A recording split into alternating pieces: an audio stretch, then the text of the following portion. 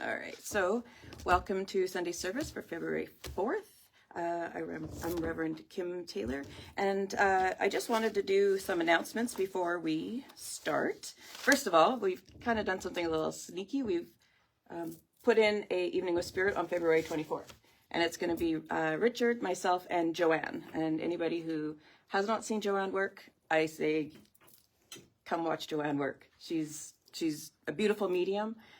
She comes down. She came a lot before the world shut down, and now she's come back. She's come back once, and she's going to come back again. So if you have not, please come and see her work. It's a privilege to work with her, and she's a beautiful, beautiful medium. So that is Saturday, February 24th at 7 o'clock, and we'll get the posters up. I've asked for them to be done, so I'll get them up. Then on March 2nd, the next week, 12 to 4, we're going to have an afternoon tea and readings. And so that'll be the trance healing, mediumship, tarot. And it's $25 for a 20-minute reading. And please come as early as you can, because we're not going to, we can't save spots. It's just the way it works the best. So people come and it works out. We've done this time, we're not going to have vendors, so we're going to have more healers. So there'll be a little bit more interaction with us going on. Then on March 16th and 17th from 9 to 4, Reverend Jill's going to be doing the tarot workshop weekend. It's filling up quite quickly. She only has 12 seats available. So it's $165.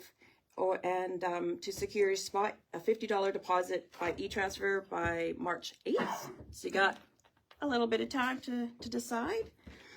But I do say, if you want to get in it, it's filling up fast. So I would say sooner than later. And then on April 20th and 21st, Reverend Richard with Debbie Pino are going to be holding the 2-day psychic development workshop. So this is $160, and it is, say, 9:30 to 4 on Saturday and noon to 4:30 on Sunday. And the reason why we see noon to 4:30 is Reverend Richard likes everybody who's taking the class to come and sit through Sunday service and see, because it's all part of what we do. So yes, a $40 deposit to hold your spot, and the remaining will be due the first night. So also, we do have Bridget's Pantry. So if you require anything, help, we've got gift cards here that have been generously donated by people who come to the church. And so please don't be embarrassed, shy. Just please let us know. If you know somebody, please get in touch with us. We'll do what we can. We are working on getting a box. We've talked about it, and we've got some goods. So if, kind of starting to add in a little bit of dry goods, things like that we can help with in case somebody just wants to grab something and go. Otherwise, if you are in a position to help, we ask for the donations to be in $25 denominations in either Superstore or Walmart, because that's where you can get more for what you got. It's, things are just so expensive. So, those are just the two places that we find are the best. So thank you.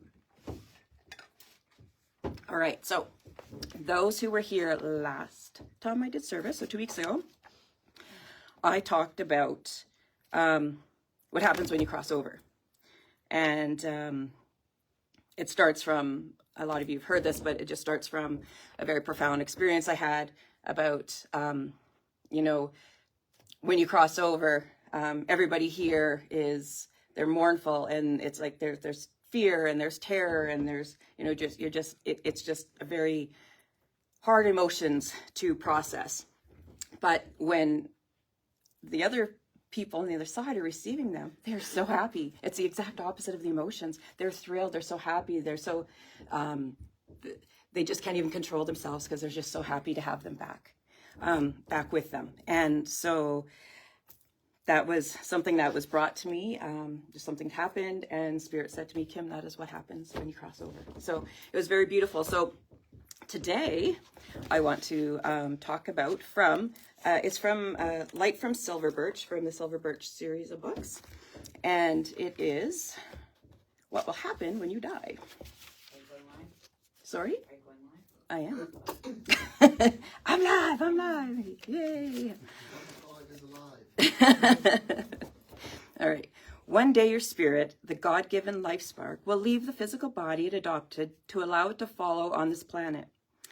What will your new life beyond the earth plane be? Asked by a spirit world resident who would occupy his time, Silver Birch replied, "We have no day or night. We are not dependent on the rotation of the earth's axis. We do not revolve around the sun. We have eternal light, so we do not have hours as you do on earth. Do we work? Of course, because we love to work. We love to serve. You will come to our world and work there, but it will be the work that you enjoy. You will not have to do it to earn any money, to pay the rent, to buy clothes, to buy food. There are always people coming to your world with gifts and talents and faculties that were never manifested before. They can give them full expression and enrich the lives of many in our world. Each does whatever he wants to do. There is an infinite number of pursuits for the spirit. If he likes music, he can study all the compositions of your world and those of ours. We have concerts. If he is interested in literature, we have access to all of the literature of your world and in ours. Art, painting, we have access to all the masterpieces produced in your world and in ours. If he is interested in children, he can look after those who come into the world and precede their parents. If he is interested in sick souls, he can help to tend them and nurse them towards spiritual health. There is an infinite number of tasks we have for individuals to perform. Then there are others like myself who spend their time working in your world. Once you leave your world, you have a richness awaiting you that is almost impossible to describe. You are not limited in music to your scales. We are not limited in art to our colors. It is very difficult to convey all this. So then someone asks, when we pass to spirit world, do we take any form or shape as we have in the material world? And Silver Birch says, you won't be a ghost, specter, or a phantom. You won't be headless. You won't have your head under your arm. You won't have clanking chains. You will be a real individual with a body and features which enable you to be recognized by others. You have all of these senses that will enable you to recognize others. You will have the entire spiritual apparatus which is necessary for you to function in our world. You will have form. You will have shape. You will have individuality. What you will not have are any of the physical organs, but you will have correspondingly all of the spiritual equipment necessary for you to function in our world. What you must appreciate is that to you matter is solid and tangible, and spirit, it is shadowy and insubstantial. In our world, spirit is the reality. It is tangible, and matter is the shadowy and the insubstantial. You do not have to have any apparatus to make you speak because you do not have to speak. All of our communication is done by thought. We send our thoughts to one another and we are able to communicate as a result. Thought is a reality in our world. Everything that exists is created out of thought, and thus you have whatever you deem necessary for you as long as you want it. We have oceans, seas, mountains, lakes, and flowers, plants, trees, animals, and birds. We have beauty of the kind that you cannot appreciate until you come to our world. I've heard that a lot from a lot of people who've through messages. It would be an exception to find in our world anyone evolved to some maturity who would hanker after the world of matter. Another advantage is we do not have the problems that confront you. We do not have to buy provisions or clothes. We do not have to pay for houses. All of these exist in our world.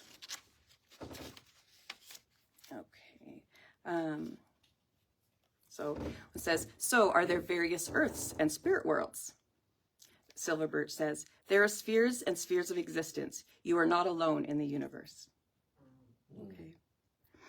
And asks, if you were asked to describe where the other side is, how would you reply? It is so difficult to give a tangible answer. And Silver Birch says, it is the invisible and inaudible side of the world in which you live. You are as much now in the world of spirit as you ever will be. You will not go there when you pass from your world. You are in the spirit world now. You cannot register it unless you have developed the gifts of the Spirit so that you can tune in to all of the vibrations and frequencies, or whatever word you care to use. It is not another world. It is an integral part of the universe, of which Earth is but one aspect. And they ask, would it be true to say it is our job while we are on Earth so to develop the finer side that we become aware of the invisible world? Silver Birch says, yes, you really begin to enjoy life when you are aware not only of the material aspect, but the spiritual aspect as well. If you are unaware of the spiritual reality, then, alas, spiritually you are deaf, dumb, and blind. And they say, you say that when you come to our world, it is darker, so you must come from somewhere. Silver Birch says, it is a change in the mode of manifestation. It is a slowing down of our usual vibratory rates. We have to discard some of the elements of our being which belong to higher octaves of vibration so that we can register in your lower octaves. All right. For what reason is there a spirit world and a physical world? Why is there not just the spirit world? Silver Birch says, the answer for me to say to you is, why do you send your children to school? This is done so that in their school days, they learn the lessons that will equip them for life that they must lead when they leave, and are confronted with very different conditions. That is the reason why you come into the physical world. It provides the opportunities and challenges for you to equip yourself for life, which you must lead when you leave your world. It is a process of learning so that you are all ready for the next stage. The physical world, the spiritual world, the universe, the seemingly endless cosmos, all these are the creation of a supreme power which you call God, and I call the Great Spirit. It is the mightiest power that exists. It is infinite. It has neither a beginning nor an end. It is wisdom. Its wisdom is infinite. Its love is infinite. Its storehouse is infinite. The natural laws for which the Great Spirit is responsible are supreme in their operation. There is no circumstance that has ever happened or that will ever happen for which a provision has not been made. The laws of your world are subject to constant change and revision because unforeseen conditions arise. The natural laws are perfect. There is nothing outside of their operation. They encompass everybody and everything, no matter how majestic or minute, complex or simple. They are all regulated by natural, unchanging, unbreakable law. That is why I pay tribute to supreme power, because there is nothing and none that can compare with its sublimity and profundity. The intelligence responsible of is a magnificent there's spelling things here, magnificence that is impossible to put to any earthly language. I would have lived much longer than any of you constantly marvel at the way in which your natural laws operate in every sphere of being. And so I say to you that whatever exists does so because its purpose is to serve. If you live in harmony with these natural laws, you will derive the supreme benefits that will come in health, well-being, spiritual radiance, and mental excellence, because you will be expressing some of the latent divinity within you. It is important to recognize that you're attempting to understand with a finite mind, which pertains to infinity. And they ask, do you communicate with Great Spirit? Silver Birch says, not as you understand communicate. Your communication has to be done verbally, by writing, or by mechanical means. You have to use language to make yourselves understood. Language is finite and cannot express the totality of which is infinite. Even the greatest masters of literature cannot put in words the infinity of the universe and all that it contains. In the higher reaches of our world, communication is direct from mind to mind. Do we communicate with the Great Spirit? No, not in the sense in which communication means the use of language. We commune. We try to harmonize ourselves with the infinite power and receive as much as we can for all it has to offer. And says, all right, question. When you are away from the circle, at what level of consciousness do you function? How great is your awareness? Because I always kind of wonder, where do they go? What are they doing, right? He says, we are in a realm of incomprehensible. In the spiritual realm, you are in states which are beyond earthly language and require an inner realization of what is being experienced. When I leave your world and withdraw into the level of or sphere, which is my natural habitat, I am expressing a developed consciousness that cannot be manifested when I communicate on earth. It is a degree of spiritual realization that cannot be measured in any language that you would ever understand. All right. To have compensation and retribution would imply that, for example, you get paid for what you would have done to achieve. Where is the God who preordains things? Silver Birch says, how could divine justice work without compensation and retribution? Is the sinner to have equality of spiritual status with the saint? Of course not. Whatever good you do, you are better for it. Whatever selfishness you have shown, you are worse for it. It is you who make or mar your spiritual destiny. It is you who are personally responsible. If, on your deathbed, you could repent, and by doing so automatically rid of all imperfections and results from sins committed, that would be a mockery and a travesty. So he says, provided I was responsible for choosing the implements, I have no way of choosing them.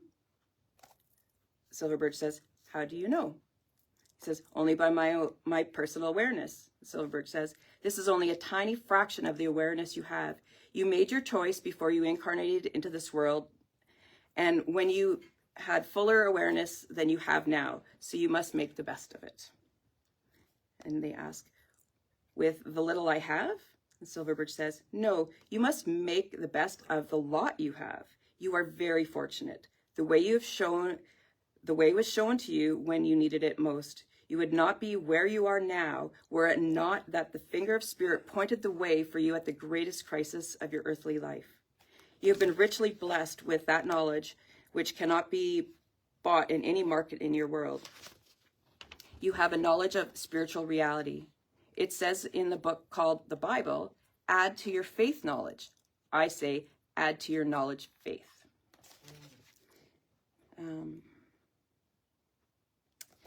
Here's another one. Is my idea correct of this life being a classroom to which we will return? Silver Birch says, if you have not learned the lessons you will have to return to do so. You can look back and see how the signposts of the Spirit have pointed the way when you thought no direction was forthcoming. That is how the power of Spirit works. You are never left alone. Always there are not only those who love to guide you, but kindred souls, not related by ties of blood, who have spiritual affinity with you. They see you in the instruments capable of rendering service to the Great Spirit by serving the Great Spirit's children in your world. It says, if I wanted to learn to play the piano in your world, would I have to take lessons? Silver Birch says, of course you would. You do not get anything for nothing. You have advanced tutors who can help according to the talents that you possess. Often, our life gives a tremendous opportunity to newly arrived dwellers who had gifts, talents, and faculties which could not possibly be developed in your world through economical or social circumstances. Now they are free to allow these talents to reach their fullest heights. Someone asks, you have no need for sleep. Do you rest or have periods of relaxation? He says, yes, whenever we feel the need for relaxation. It's just a matter of fact. It says, how is your world sustained and kept going through access to the Great Spirit? Silver Birch says, we do not have physical bodies that require to be sustained by food. Nope. Actually, I had something about chocolate yesterday, to be quite honest. Is there some spiritual equivalent? Silver Birch says, yes, we have the whole of the power of the Spirit on which to draw. The Spirit is infinite. And he says, of course, we will have to wait until we get to your side to understand this. Silver Birch says, that is true. Then you will have the same difficulty in describing it to others. And it says, we know without a doubt that we go to your world. We have learned from that you that the knowledge has tremendous implications. While we are here, we have to live those implications. We know that all of us have spiritual gifts of some kind, and our functions here is to try to develop them. Would it be true to say that this is all we can concern ourselves whilst we are here? Silverbirch says, it is impossible to convey a non-physical spiritual world in physical terms because you're thinking, all your mental concepts are restricted by language and by awareness, only of the world in which you live. Your five senses, as wonderful as they are, restrict what you can possibly receive and assimilate when you have received it. The mystic is aware of the greater reality that is behind the surface of life, but to try to explain the awareness is futile because language is artificial and inspiration is beyond earthly language.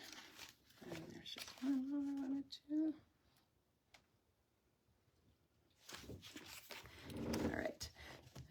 Do I presume that there's no time in spirit world as we know it? This is a big thing for people. Time in spirit world in this world.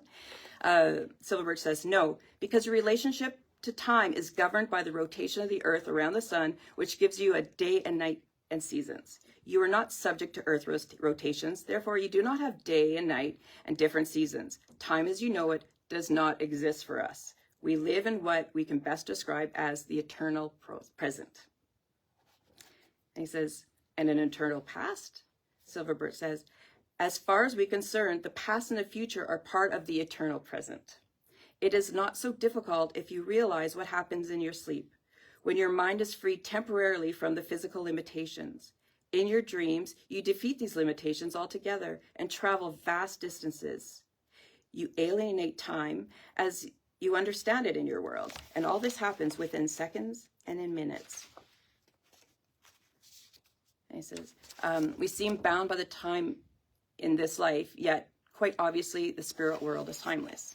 Silverbirch says, time itself has no past or future. Time is in the eternal present. It is only your relationship to time which makes your past and your future. You are living in a world of 3 dimensions. You are not dependent on the Earth's axis on a spinning globe, which makes your day and night. We live in eternal light. How can I convey this to you? We do not have to go to sleep because we have no physical bodies like you.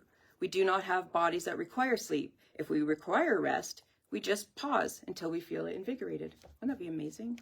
When he's talking about like eternal light, I think, when in the summertime, if you're up far north, those poor people, that doesn't sound fun though. Ours is richer, more beautiful world than you can possibly visualize. How can I describe a world in which there are octaves of sound that do not come within your range of hearing, or sights that are not limited by your spectrum of vision? It is too difficult. I know, but it exists. You have to be bound by the physical laws because you are incarnated into matter. You are spirits, you have a soul, and that is greater than anything physical. Spirit is matter, and matter is servant. Spirit is superior, and matter is not the enduring reality. When your spirit vacates, your physical body will crumble into dust. It will change its form. It will not be a physical body again. You, the spirit, will emerge radiant, not dependent on a heart and liver and lungs. Your spirit will provide the energy and sustenance for all that you require. So, I just thought, I was reading through this, I thought, well, that's really cool. Just kind of people have so many questions. Let me see here. If anybody has any questions here. I don't think so. All right. Oh, good morning, Reverend Jill, and good morning, Crystal. So that is it for Sunday service for online, and not sure we're going to have online next week, depending on Reverend Richard's prowess with technology, but hopefully we can see you again. Thank you.